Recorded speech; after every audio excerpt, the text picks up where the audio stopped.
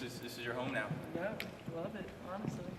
I ain't gonna lie. I was getting some buckets on this thing during the summer in high school. Y'all had like camps and stuff like that? Yeah, team camps. Mm-hmm. I've seen the volleyball team when they played Texas. This thing was packed out. Oh, they sold out. Yeah. It was awesome. I wish I would have. They played them pretty well. But I wish I would have been able to go to that game. It was packed. We had a girl on Texas volleyball on the show like last week. Oh, really? Yeah, they lost in the Sweet 16. Got them to Yeah. Nebraska's still in, right? Yeah, I watched their game last night. It was balling. Yeah. I want to get one of the girls on their team, Harper Murray. Yes. No, her story is awesome. Yeah, they put a little ESPN thing on there. A little ESPN. Yeah, they did. I didn't watch the whole thing, but I saw good. Yeah, that girl's coming up there. Boom! No. You got me in enemy territory, though. I know that. Dang. You gotta say roll tide, though. No, we ain't saying that now. We ain't saying that. Whoa! Who knew I would make it this far? They hated, they never believed me. Yeah, I would never drop the ball. I know I make it look easy. Yeah. Mayweather with the defense. I don't care what a critic gotta say, I got them picking up the pieces. That to me, you really playing with your life. I'm about to come and run it all back. I'm the new era, about to snap back. You ain't fitting for it, cause you all cap like. Welcome to the Stuck in My Thoughts podcast. It's the place you want to be to hear a one-of-a-kind POV. And today's point of view comes from a star for the Alabama women's basketball team. She was first team All-SEC last year, and she's a Birmingham native. Let's welcome to the show, Sarah Ashlee Barker. Thank you. Thank you so much for having me. It's been a time trying to get you on the show. Last time we saw each other was 3 years ago, and we were both on a different campus. We were in Athens. I was on a visit, and you were a star on that team as well. So it's been a long time, so I appreciate you taking the time to be on the show. No, thank you for having me, for real. So when I was doing my research to kind of prepare for this episode, the first thing I noticed, I was on TikTok, and I need your thoughts about what happened. You guys got stranded in an airport. What happened? You saw that on my TikTok? Yeah, I saw that. So it was like one of my, she's a sophomore, Rachel. She posted that, and I reposted it on it. And we were walking in the airport because we flew so we went to Cal in the ACC SEC Challenge, which we would have won that game, but we were commercialing back. So we got up at like, I want to say 3:45 in the morning. Our flight was at 6 in Cal. We flew to Las Vegas, and we were supposed to just have like a 2-hour layover. And all of a sudden at like 9 o'clock, we get a text and it's like, we're not taking off until 2 now. So we're like, oh goodness, we're about to be in this airport for forever. Like we don't have anything to do. Like, so we were all just walking around, just having fun. And one of my teammates was like, let's just act like we're stranded in the airport right now. Let's make a TikTok. You know how people make TikToks. Yeah. So, but that was the story of it. And then we ended up getting home at like 9 p.m. So it was a long travel day, I'll tell you that. Yeah, that was like a week or two ago. Yep. But let's go back to, how old are you now? 23. Let's go back 20 years ago, maybe a few more than that. But how did your upbringing, being around your twin brother, playing basketball with the guys team, how did that prepare you and mold you in the game of basketball? Yeah, I mean, I think it definitely prepared me. I mean, some people say that I play like I'm a football player sometimes, which is how tough I am, I guess. That's just the word that they use for me. Just being able to play with like boys, I guess, my whole life. I think that's where I get my toughness from. I think it was one of those things where he was my twin, but he didn't care that I was a girl. So we'd be in the backyard and he'd block my shots. He'd knock me down on the ground and stuff like that. We'd always play one-on-one, and we wouldn't play one-on-one on a 10-foot goal. We'd play one-on-one on a 6-foot goal, and he's about to dunk all over me. So, but just that, and then also like I played tackle football with them in the backyard too. So it was like I just was always kind of getting hit, and it was just kind of rough when I was growing up. But I like love that to this day, and I know that that's why I'm the player that I am today. And my brother always jokes to me, he's like, I made you like you're where you're at because of me. And I'm like, hey, I'll give you the credit for sure. But no, I mean, he's supported me so much, and I'm forever grateful for him and just everything that he's done for me, just from playing with him up until middle school and all that kind of stuff, playing with guys. I remember sometimes I'd check into a game, and a guy would be like, a girl's coming into play? And he'd look at me and be like, come on, show him what's up, you know? That's what's up. So, and it was, I don't know, I enjoyed it and I loved it. But his support just means so much to me. Mm-hmm. That family dynamic, the Barker name holds a lot of weight. And you got me down here in enemy territory. I do, that's right. Alabama. He needs to say Roll Tide. I'm trying to get him to say Roll Tide. That will not be happening today, guys. But like we talked about, family's important. You have a legacy here. Your dad was a quarterback for the '92 national championship team, and when you were doing your thing in high school, you had options, and you ended up not choosing to go to Alabama. How important was it for you to decide to carve your own path? Yeah, that was very important to me. I think that's definitely the reason why I wanted to go to Georgia. When I was at my time at Georgia, I was able to make a name for myself as Sarah Ashlee Barker in women's basketball and not coming here and being known as Jay Barker's daughter. And so I think me going to Georgia for 2 years, making my name in women's basketball, and coming here, when I got here, it really wasn't about like Jay Barker's daughter. It was kind of like I made my own name in women's basketball. So for me, that was just something that I wanted to do. There's no diss to not wanting to continue my dad's legacy at first. I think that it was just more like, hey, I want to go do my own thing. I want to be Sarah Ashlee Barker, and this is my story, my journey. My dad already had that plan here, and just having his support and my mom's support, just knowing that they wanted me to do what was best for me, and at the same time, I'm also a firm believer in God has you exactly where He needs you, and so I knew that in my heart that God was leading me to go to Georgia. And I would, if I had to go back 4 years ago, I would hope everything happened the same exact way. That's what's up. And when you're at Georgia, like we talked about before, on my visit, I got to see, you in your element there. Absolutely. But that player-coach relationship is huge, especially when you're deciding what university you want to go to. And with Coach Joni, I could tell that y'all's bond was tight. Can you talk about the impact that she had on you? Yeah, absolutely. I mean, in high school, she made it very evident that she wanted to get to know me as a person when she was recruiting me, and I think that stuck kind of to my heart just because that's what I wanted. I didn't want it just to be about basketball. It was like you gotta have a relationship off the floor too. So that was very important to me. I'm a very relationship type person. And when I was at Georgia my freshman year, I lost one of the most important people in my life, my nanny, which is my mom's mom, and so. I don't know, like, honestly, it's just crazy. Like, to this day, I'm like, God places you exactly where He needs you, because if I would have been 45 minutes away from home, I think it would have taken a lot more of a toll on me being here. I would have wanted to go home all the time. But when I was at Georgia, I didn't really have a choice. We were in season. But having a coach like her just being there for me, supporting me, having my back. I mean, I remember when I got the call from my mom saying that, there was really nothing else they could do. And it was 1 a.m. and then the first person I called was Joni, and she came and picked me up and got me and sat in the car and bawled my eyes out in her arms, and just having that relationship with her, knowing that I trust her, knowing that it wasn't just about basketball in that moment. And we built a relationship all through high school for 4 years. I was talking to her on the phone, and so when I got there, we already had a relationship. And I mean, to this day, like, I talk to her all the time. She gives me such good advice. I mean, she's honestly one of the best people that I have in my life. She's one of the best people I've ever met in my life from a spiritual standpoint, from a person she is. She's exactly who she says she is. She walks it. And just having somebody like that in my life means so much to me, especially in that time. And then my sophomore year, some stuff happened with my family. So 2 years back to back, I mean, I just kind of had some things in the middle of SEC play that just were kind of unlucky in my situation.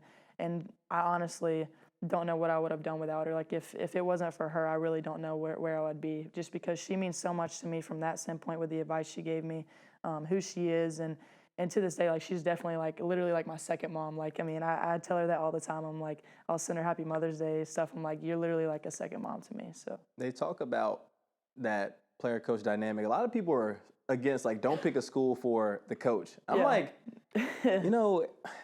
athletes, we're going to be student athletes. Right. Like, we're going to care about the school, but, like, that person, that coach is the one who's going to be with you majority of your time on campus. Yeah. They're going to be with you during the recruiting process. Absolutely. You talked about the highs and lows, and this is why I like the show, because you don't really hear that perspective. Like, you go through a family member's loss. You go through stuff off the court. Like, those things are important. Yeah. And then she transitions. She goes to Texas A&M. Right. When that happens, what are your thoughts at that point? Like, what is your next step? Yeah, of course. I was like, do you follow her and go with her, go to Texas A&M, or do you come back home and go to Alabama? I mean, in my mind, it was Texas A&M or Alabama. It was one of those. And so I think that just, of course, like, I would have wanted, I would have loved to go continue to play for her, go play for her. But at the same time, like, I knew that there was something in my heart that was telling me that I needed to come back home. I think with the two things that had happened to me with my family loss and then just stuff off the floor and stuff like that, like, I think that was a way that God opened up the door to be like, hey, like, you don't got to go in that office and tell her you need to go back home, just because that relationship that we had, even though it probably would have been best for me from a mental standpoint to come back home, even if she would have stayed at Georgia. But her leaving and taking that job at Texas A&M was just kind of a door that opened for me that was like, hey, like, if you want to go do this, go back home, be with your family, you know, get your mind back right, get your spiritual life back right. And so I think that for me, it's kind of one of those things where I'm like, thank you for leaving, but at the same time, you know, I always miss her and that kind of stuff. And it's more of like I miss her from a everyday type thing, seeing her every single day. And so like I said, I'm forever grateful, because when I came here, like we were talking about earlier before we started this, I'm so grateful for my head coach here, Coach Chrissy Curry. I mean, she does so much for me. She has my back tremendously. She has so much trust in me. When I chose to come here, she told me that I could be a first-team All-SEC, like even before anyone else believed in that. You know, she believed it for me, and so I'm just so grateful just to have two head coaches that I got to experience playing for. That just means so much to me. I have a relationship with both of them, and I wouldn't ever go back with the decisions of what happened and how everything happened. Yeah, it's funny because you choose not to go to Bama at first, Yeah. but the door opens to where you were able to walk in. I kind of talked And to she took me back. That's Yeah, the thing. like, You know, she didn't feel no like, you know, ill will, like, oh, you didn't Exactly. choose this first. No, open arms, and like I said, you're balling now. Yeah. But you touched on it a little bit, how your faith. How has your faith developed and grown after all that stuff you'd went through? Yeah, I'm gonna be completely honest. Like when I first got to Georgia, that's when COVID hit. So I mean, you were isolated and that kind of stuff, and that was hard. And then when my nanny passed away, and when some stuff happened off the court my sophomore year, like instead of, you know, trusting in the Lord, and it's not that I didn't trust in His plan. I think it was more of like I wasn't going to Him, if that makes sense. I kind of ran from God at that point in my life, and I wasn't in church as much. I wasn't reading the Bible as much, and so I think that when I got to come back here, it just kind of hit me like, hey, get your spiritual life back, because that's what's going to help you in your everyday life. He's going to be the one who brings me strength, who brings me peace, who brings me comfort. And He has the best purpose and plan for our life. And I knew that, and I know that. And so just getting back into that, you know, I have a Bible study that I go to here, and just having friends that want to push me in my faith, having friends and teammates that want to learn every single day, and just knowing that my identity is not in basketball, my identity is in Christ, and just being able to know that I'm not perfect. The only perfect person is Jesus, and I live by that, and I know that. And so I think just getting my spiritual life is honestly what kind of made me have the career that I had last year, because I was less worried about trying to produce, and I was just worried about like, hey, God has a plan for my life. I'm gonna follow His plan. Whatever He has for me is what He has for me. And at the end of the day, like, if it's not for me, it's not for me. Yeah. So I think that's easier said than done. no, absolutely. As far as like coping with that, because you know, sometimes you have this plan for yourself, but then you realize that's not the way it goes. That's not what He wants. Yeah. And it's hard like that. Like we talked about before the camera started rolling. Like me and Jay literally drove up here. Shout out to Skyrocket Studios behind the camera producing this episode. But me and Jay were driving, and I was like, dude, right over there is where my career ended. Yeah. Like I didn't expect my career to end there, but without that happening, none of this would have ever happened. Yeah, so I would not be the person or player that I am today if none of that happened. And I think God has things in order for you to go through in life to, one, build you and strengthen you, and two, you become the person that you are, and understanding that you're living your life for Him. And it takes so much more stress off yourself when you're like, I'm doing it for Jesus. Like, He did so much for me, I can at least do this for Him, you know? So going to church, I'm stuck in my thoughts. I like it. So once you get to Tuscaloosa, you realize, okay, I'm suiting up for the Tide. Right. What were your thoughts when you saw that Alabama jersey with Barker on the back of it? Yeah, I mean, it was definitely a surreal feeling for sure. Obviously, you know, looking at Barker on the back, it's like, you know, that's what my dad had Barker on the back of his jersey. I'm not wearing number 7, I'm wearing number 3. And then my second oldest brother, Braxton, he played here. He was a walk-on here for Alabama, and he had Barker on the back of his jersey. And so I think it's just one of those things. For me, it was honestly like the front of the jersey meant more to me than the back. And it said Alabama, and that's where I'm from. I grew up in Alabama. I'm 45 minutes away from home. So it was more about representing the state of Alabama instead of like the legacy and the name on the back of my jersey. So you've been in college a minute now. Wow, it's my 5th year. Yeah, like some people are like, she needs to go. Yeah, granny season over here. Yeah. What is the best and worst part of being a student athlete? Let's see. The best part, I'd probably say definitely the relationships that you build. I mean, there's so many relationships that I built from one of my time at Georgia, my time here. My best friend I played with at Georgia, Michaela Coombs, like she's my best friend to this day. I mean, I just think that it's just one of those things, the relationships that you built from a coach's standpoint, friendship standpoint, just that you're going to have for a lifetime, because the ball at some point stops bouncing. And so I think that just being able to have that, those type of people in my life that have impacted my life and helped me throughout my journey, because I wouldn't be where I am if it wasn't for other people too. And then the worst thing about being a student athlete, God, you got to be grateful. So it's like, that's a tricky question to ask. What's the most difficult? That's a better way to answer that. Time management for sure. Because I think that you're just always on the go in season. And it's like sometimes you got to be able to slow down, like I said, and get your time in a relationship with the Lord and spend your time with Him. And you got to be able to teach yourself, hey, like, take it day by day. Don't worry about the present. Worry about the present, not the future. Don't worry about the past. And that's what the hardest part is, like, not dwelling on the past, not dwelling that your identity is not in how you perform every single night. And so I think that for me is just something that I grew to understand and kind of accept as my college years went on. Seems like you have not only heard that advice, but putting it into play. Like before we started rolling, you talked about y'all's performance at Cal. Like y'all weren't shooting the best, but then you got there yesterday and dropped 21. So being able to bounce back and, like you said, enjoying the present. I think that's the hardest part for people just in general. Like, I try to make sure in my podcast, obviously we have a lot of sports-related content, but not just for the athletes, but for people in their everyday life. Like, there's a lot of people that go to work every day that just so are like, oh, I got to worry about the next thing, or like this happened in the back, and don't let the past, affect your future, and don't get so caught up in the future that you're missing out in the present. So it's a lot easier said than done. A lot easier said than done, for sure. But going back to being on the court, you have done a lot. We mentioned all SEC. You've had some buzzer beaters. Shout out to that buzzer beater you did against NC State back. Wow, that was turnt right there. Yeah, so one of my teammates, Jessica Timmons, she played at NC State when I was playing them, and we talk about it all the time. She's like, gosh, she's like, you just came in there and hit that shot, and I'm like, come on, SA. Yeah, you was all over Twitter. You was trending. You was a trending topic that night for sure. It was awesome. We talked about this a little bit before, but who is the best player that you've ever gone against in college? Best player I've ever gone against? Ryan Howard, for sure. Okay, she's Ryan Howard. She's a hooper. Like, I mean, she hit some tough shots on me when I was a freshman, for sure. I was guarding her, even as a sophomore. And she's so good. Just how she can shoot the ball coming off a ball screen. She can get downhill. She can score at all three levels.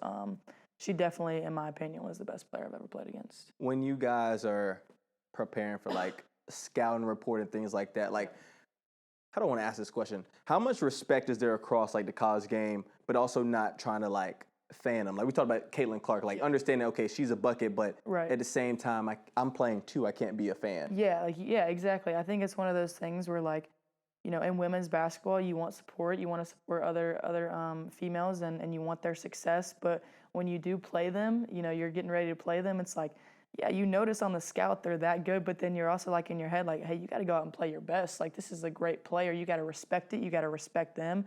And then you gotta also have some confidence within yourself and be like, hey, like, I got to go do my job. It's my responsibility to guard them, or it's my responsibility to have one of my teammates be prepared to guard them and that kind of stuff. Yeah. You talk about just the success of the women's game. Women's basketball is like on all-time high right now. Absolutely, it's awesome. I've never tuned in as much as I have now. I don't think a lot of people have, honestly. We locked in. We locked in now to the W and all the stuff. They got Unrivaled coming up 3-on-3, so they balling. But what do you think about what women's basketball or women's sports just in general is currently doing, and then what they're doing like in the future evolving-wise? Yeah, I think obviously with last year, you could definitely tell a huge increase in women's basketball, just the support from the Final Four standpoint, championship standpoint. Even just like fans coming and saying, I've never come to a women's game, I'm coming back, and that kind of stuff like that, And so I think that just having so many women impact the game, and it hasn't just been the past couple of years. Like, you talk about all the greats that have come before us, like that laid the foundation.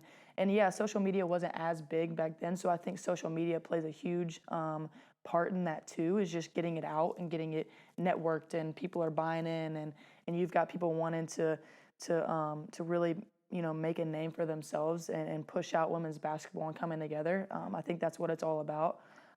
But it's it's been a fun journey just to see from where my first year in college to where it is now. I mean, it's probably exceeded what I ever thought women's basketball would be. You're probably going to answer this question the way I think you are, because you just talked about the foundation of women's basketball. But do you think it's fair to say that Caitlin Clark and Angel Reese brought all the attention to the WNBA?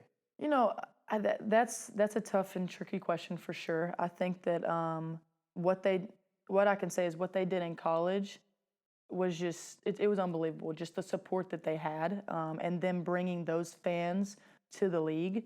But at the same time, you do have to witness and acknowledge the ones before you, and I think that they do a great job of that. I think both of them do a great job of like saying like, yeah, it wasn't just us that got the league to where it is. There's so many great players in the league. Asia Wilson, Sabrina Ionescu, just all the Brianna Stewart, just all those people that just have done so much for the league. And I think that they are just trying to continue to build that. But I mean, you can't take away from the fact of what they did in college, because I never got to play against Caitlin, but I saw the Angel Reese effect. Like, she came to Alabama last year, and we're posting record fans, that has ever been in Coleman Coliseum for a women's basketball game, and you're like, yeah, that's all fun for Alabama, but we know why they're there. They're there to watch Angel Reese, like, you know what I mean? And yeah, they're supporting us, but at the same time, like, that's what she brought to the game. I think it was like every single game that LSU went to on the road, they had a record in attendance. Auburn sold out last year. Shout out to my Auburn women's basketball team. They beat LSU at home. I think LSU was 7 at the time. Yep. Sold out. Record crowd. Exactly. And so for me, seeing that with what Angel Reese did, like, of course you saw what Caitlin Clark did, just with that, but I got to witness it in person what Angel Reese did, and I think it was just, she plays so hard. She's such a great player. She's an advocate for women's basketball. She's an advocate for a black person in the women's game. And so I think just what she's doing on and off the court is just truly amazing. And just being able to witness that, playing against her every single night, every single time we got to play each other, it was a lot of fun. And she's a competitor. She plays so hard. You've got to have so much respect with her talent, but just how hard she plays. She's a great leader too. And I got to witness that. I got to see it. I played her, I think, 4 times in my career, and I got to see that 4 times, and you see it on TV too. Like, it's not just when you're seeing it when you're playing her. And so I definitely, like I said, like you would see on Twitter, like all these posts of what LSU people, like when people wanted to come watch LSU, and yeah, you have Flage on that team too, Anissa Morrow and all that kind of stuff, but. It was definitely, a lot of people would say, the Angel Reese effect in the SEC for sure. LSU traveled. Yeah, they did. They did travel. They was deep in there. But I ran into her. I was walking out of my hotel room, and I was down in the lobby, and she was like sitting right there, Angel Reese. Yep.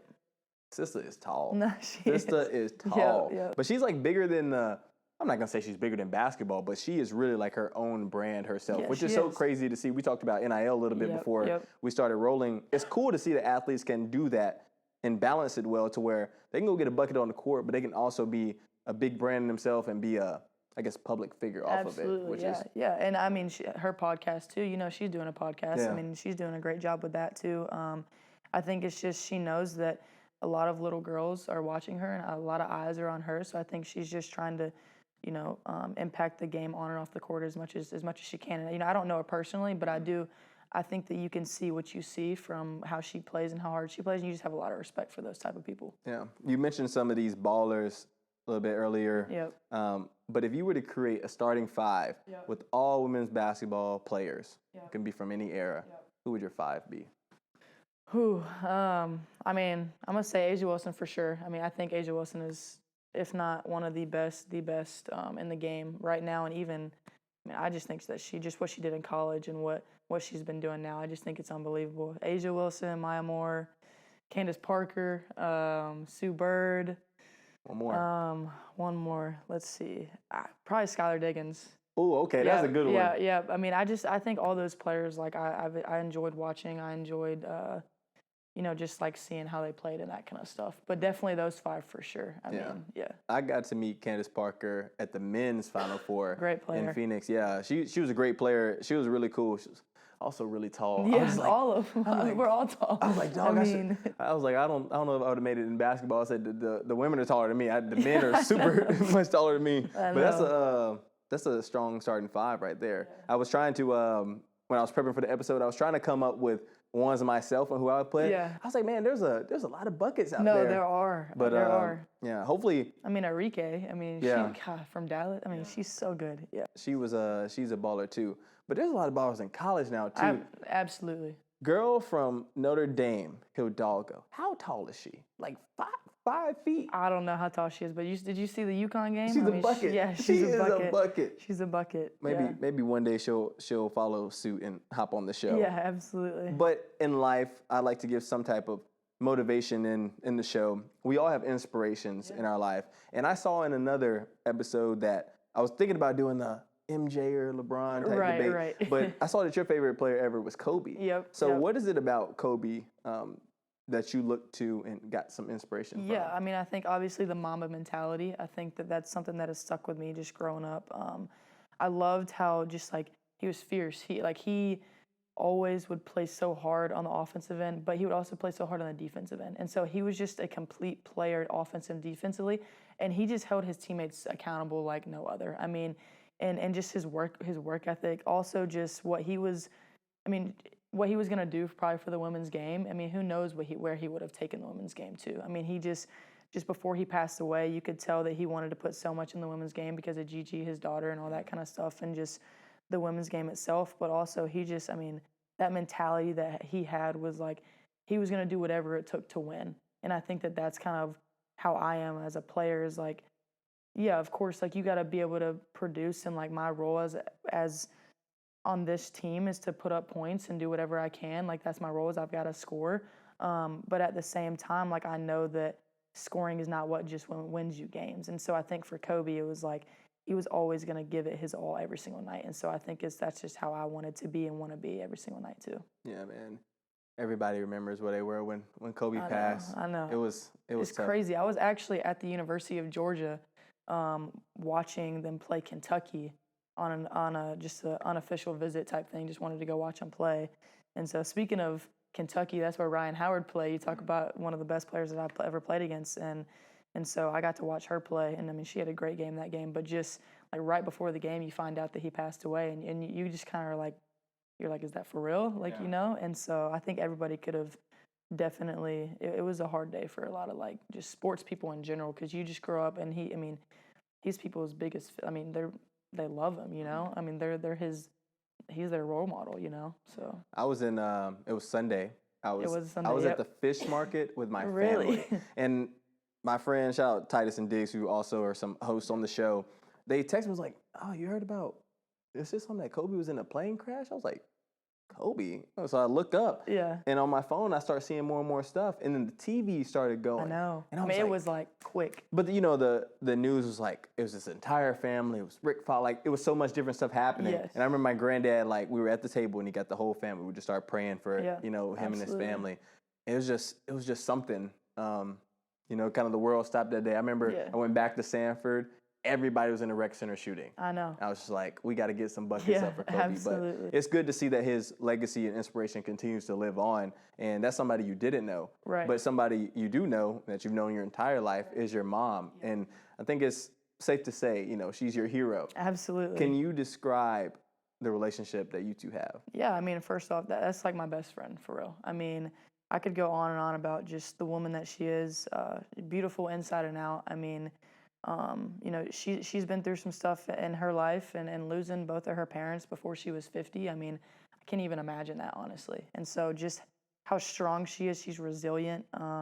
She's just always taught me, you're never given anything. And so I think that you work as hard as you can.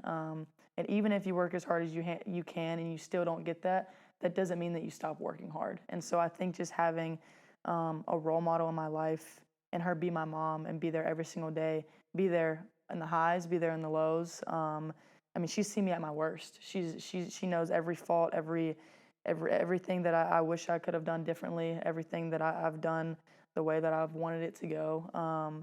And just being able to have her in my life and her support, like she's my biggest fan. And the thing about her is like I've been so lucky is I could score 30 points a game or I could score 0 points and the message is the same. It's every single game. I love you. I'm proud of you. And she'll give me the biggest hug. And it doesn't matter what I do on the floor. I know that she's always going to love me and support me no matter what. And just, I mean, like I said, she's gone through some stuff. Like, you know, I mean, I think everybody goes through some stuff. But just seeing how she's handled it and how at the end of the day, she always put us kids first, and she always wanted us to be successful. She always wanted us to know that that you know, God does things for certain reasons, and there's always a reason for that, and you always put your trust in Him. And she's I mean, her faith is unbelievable. Just how much she trusts in God's plan, trusts that, you know, that we live for Him, and I know that she has had a huge impact on my life and my faith in that kind of point. And I know that if I ever needed anything, you know, she would drive. I mean, there was a time at Georgia where I called her bawling, crying, and the next thing you know, she's in her car coming to be there for me. And I think that just having a parent like that, but also being able to call her my best friend, is just something that's very special to me. And like I said, I could go on and on about her because she truly is my hero. She's just the most important person in my life and the best person in my life. And I'm so lucky to call her my mom. And I'm so lucky that not only does she, you know, support me, but she also holds me accountable, and she tells me when I'm wrong. She tells me when I'm wrong, and she gives me advice, and I truly just love her so much. And I know if she were to see this, I just hope she realizes how much I truly love her and how much, you know, she means to me and how much she has impacted so many people, so many different people's lives, and just the support that she gives. I think a lot of people would say when you run into my mom, she just has this smile and this just heart of gold that just radiates from her, and you can truly see Jesus living inside of her. That was great right there. We're first off, there's nothing like a mother's love. Nothing. Shout out to my mama. We're gonna have to play this on Mother's Day. Absolutely. That was a bar right there. That was great to hear for sure, because you never know who impacts people's lives. And, absolutely. You know, certain situations you would expect that, but to hear, like, you know, some of the tangible and also intangible things that she's doing is amazing. And I'm sure that she would be your go-to pickleball partner. And this was my next question, so we're gonna put Mom at 1A. Right. But if you had to always. But if you had to pick somebody else to be your dream pickleball partner, who would it be? I'm gonna go with my twin brother.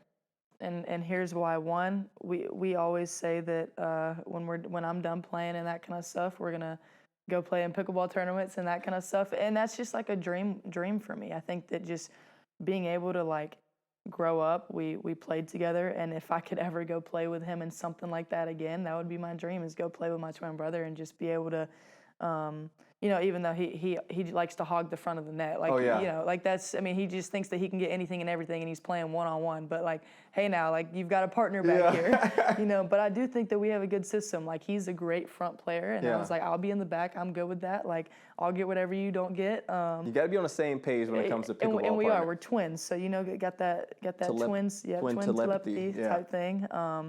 But yeah, I think that that's something that I would just enjoy loving to do, is just, and maybe after kind of make it a career, maybe hit like a side gig with him and I playing with each other. So I always say I'm gonna try to go be a pro pickleball player. Yeah. I think I've gotten pretty good. I try to do some Instagram lives with it and play my boy Jacob, but I'll tell the story for another day. But basically, this dude hustled me. I went out there. I was out there with my boy Jacob.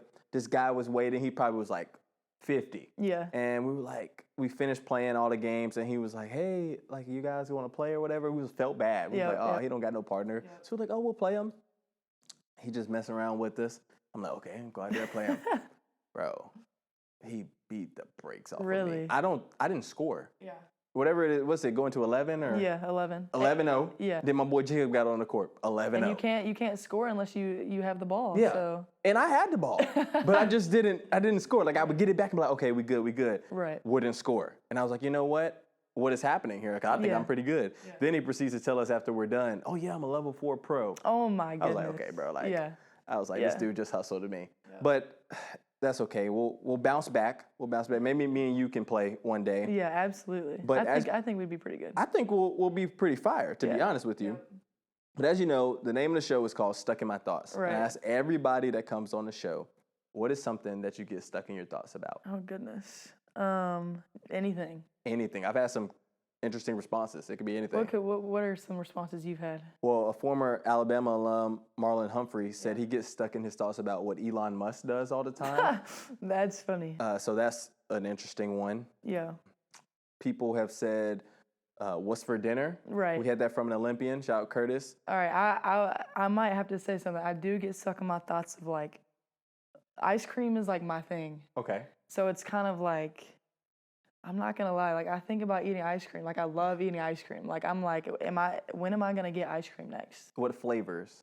God, I mean, there's this like peanut butter delight flavor at the one that I go to here that is just like, it's just peanut butter and chocolate, and I love it. Like I could eat it all the time. Now, it's not something that I really get stuck in my thoughts about, like, but it is something that obviously, like, I'm like, yeah, I think about that. I think about ice cream. We love ice cream. Yeah, absolutely. You know, what are the top 3 ice cream brand? Oh, goodness. I think Ben & Jerry's is a good one. I mean, I grew up eating Bluebell, so... I was waiting on you to say that. For sure, Bluebell. God, I don't even know a third one because honestly, like, those 2 flavors are what I grew up eating. But I will tell you, the best ice cream place I've ever been is Andy's Custard. And they had one in Athens. That place is smacking. And they do not have one here. We need to get one here. We need to get one here. Tuscaloosa, we need one here. Like, you know. But Andy's, oh my gosh, so good. Like, I mean, so good. But, I mean, maybe something else that's stuck in my thoughts is just, I think just, I don't know. I think that I've always just kind of thought about just being so grateful for where I am and like how far I've come, just with experiences in my life. And sometimes, like, I'm gonna be honest, I'll be sitting in bed sometimes and I'm like, I'm really at Alabama. I'm playing women's basketball. Like, I'm living the dream that I wanted to do. And it may not have been exactly the way that I wanted it to go, but I get stuck in my thoughts of like how surreal and how crazy, not even crazy, it's just God's plan for our life. He never makes mistakes. And I look back and I'm like, yeah, that's why that happened. That you may not understand in the situation and in the time, but I do think back and think about like where I am today, just how grateful I am that God's presence, His mercy, His grace. I mean, I just, that's just a lot of thoughts that just kind of circulate in my brain, is just how grateful I am that I have, you know, a Lord like my Savior that just puts us exactly where we're supposed to be. And sometimes you may not want to be in that season of life, but you always know that He's bringing good in whatever season you're in. Dropping gems this entire episode. SA, we appreciate you taking the time to sit down with us. For all you guys watching, make sure you go ahead, like, comment, subscribe. Absolutely. We're on a move. Skyrocket Studios has been producing all of our episodes lately. We've been on a tear. SA has been on a tear on the court. So we appreciate you taking the time, and good luck the rest of the season. Thank you. I appreciate it. I did not get him to say Roll Tide, which we're not War Eagle, baby! Appreciate it. Seriously. Thank you. That was good. Appreciate it. Thank you. I enjoyed that. Yeah. I think that's like one of the most enjoyable, probably the most enjoyable podcasts I've ever been a part of. That's what's up right there. Whoa! Who knew I would make it this far? They hated, they never believe me. Yeah, I would never drop the ball. I know I make it look easy. Yeah.